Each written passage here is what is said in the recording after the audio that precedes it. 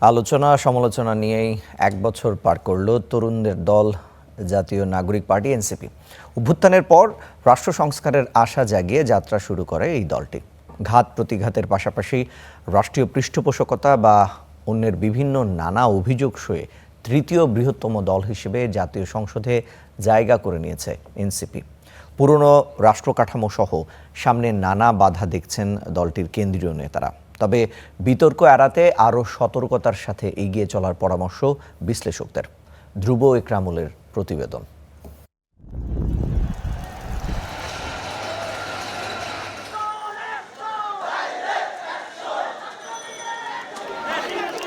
2024-এর উত্তাল জুলাই বৈষম্য বিরোধী ছাত্র আন্দোলনকে কেন্দ্র করে দেশের গতানুগতিক রাজনৈতিক নেতৃত্বের বাইরে গিয়ে তৈরি হয় নতুন এক তারুণ্য নির্ভর শক্তির বলয়।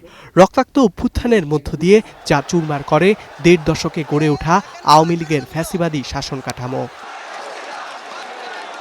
অভ্যুত্থান পরবর্তী সময়ে তারুণ্যের শক্তিকে আরও সুসংহত করতে নতুন রাজনৈতিক বন্দোবস্তের লক্ষ্যে 2025 সালের ফেব্রুয়ারির 28 তারিখ আত্মপ্রকাশ জাতীয় নাগরিক পার্টি এনসিপির।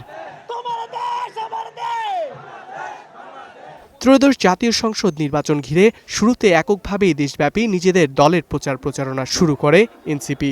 হাতে নেওয়া হয় জুলাই পদযাত্রা কর্মসূচি। এরপর নির্বাচনের আগ মুহূর্তে 30 আসনের বিনিময়ে জামাতে ইসলামী নেতৃত্বাধীন 11 দলীয় জোটে যুক্ত হয় এনসিপি। এতে ক্ষুব্ধ হয়ে দল ছাড়েন বেশ কয়েকজন কেন্দ্রীয় নেতা। তবুও প্রায় সবকটি আসনেই শক্তভাবে প্রতিদ্বন্দ্বিতা করে 6 আসনে বিজয় ছিনিয়ে আনে এনসিপি।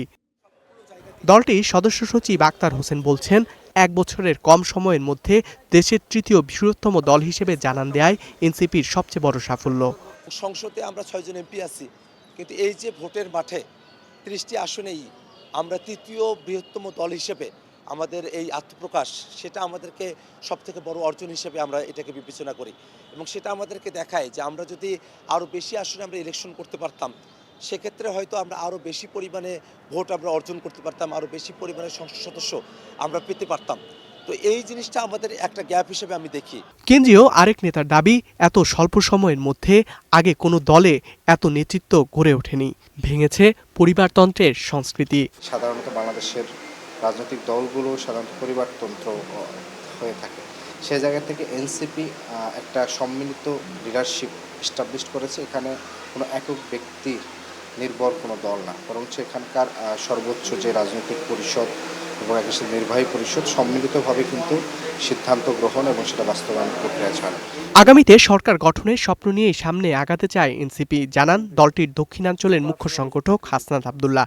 বলেন, পুরনো রাষ্ট্র কাঠামো ও রাজনৈতিক সংস্কৃতির চাপে মানুষের অনেক প্রত্যাশা পূরণ হয়নি। মানুষের অনেক প্রত্যাশা তৈরি হয়েছে এনসিপিকে ঘিরে, এবং প্রত্যাশা ভাঙনেরও অনেক উপলক্ষ তৈরি হয়েছে। বাধা অসংখ্য ছিল, অসংখ্য আছে এখনো পর্যন্ত। প্রথম যে বাধাটা হচ্ছে যে আমরা যে নতুন ধরনের রাজনীতি আমরা করতে চেয়েছি, সেখানে যে ওল্ড সেটেলমেন্ট, পুরনো যেই কাঠামো আছে, সেই পুরনো কাঠামো কখনোই ওয়েলকামিং ছিল না। নতুন রাজনৈতিক ধারার প্রবর্তনে ব্যর্থ হলেও দ্বিকেন্দ্রিক রাজনৈতিক সংস্কৃতির বাইরে গিয়ে নিজেদের তৃতীয় রাজনৈতিক শক্তি হিসেবে জানান দেয়াকে সাফল্য হিসেবে আখ্যা দিচ্ছেন বিশ্লেষকরা। প্রত্যয় থেকে এখনও বিচ্যুত হয়নি দলটি, তবে বিতর্ক এড়াতে সামনে আরও সতর্ক থাকার পরামর্শ তাদের। স্বীকার করতে হবে যে তাদের সাফল্য আছে। জামাত ইসলামের সাথে জোট করা নিয়ে বিতর্ক আছে। অনেকেই মনে করেন জাতীয় নাগরিক পার্টি একটি মধ্যপন্থী দল। একাংশ বেরিয়ে গিয়েছে, বিশেষ করে নারী সদস্যরা। তাই এটি এই দলের জন্য একটি বলবো যে একটি পিছু হটাই। এদিকে প্রাপ্তি অপ্রাপ্তির অভিজ্ঞতা থেকে শিক্ষা নিয়ে সামনে এগিয়ে যাওয়ার প্রত্যয় দলটির আহ্বায়কের। সেই জায়গায় অনেকগুলো অর্জন রয়েছে। জাতীয় নাগরিক পার্টি এনসিপি এই অর্জনের কৃতিত্ব রাখে। অপ্রাপ্তিও রয়েছে। আমরা যে ধরনের পরিবর্তন গণ অভ্যুত্থানের পরবর্তীতে আশা করেছিলাম, সেটা এখনো আসেনি। নির্বাচনে আমাদের আরো ভালো ফলাফল করার সুযোগ ছিল, সেটা হয়নি। তবে যতটুকু অর্জন হয়েছে আমরা সেটাকে ধারণ করে সেটাকে নিয়ে সামনে আগাতে চাই। কৌশলগত কারণে জুটে গেলেও স্বকীয়তা বুঝিয়ে রেখে মধ্যম পন্থা ধরে রেখে আগামী রাজনীতি চালিয়ে যাবে এনসিপি, বলছেন দলটির শীর্ষ নেতারা। ধ্রুব ইকরামুল, স্টার নিউজ, ঢাকা।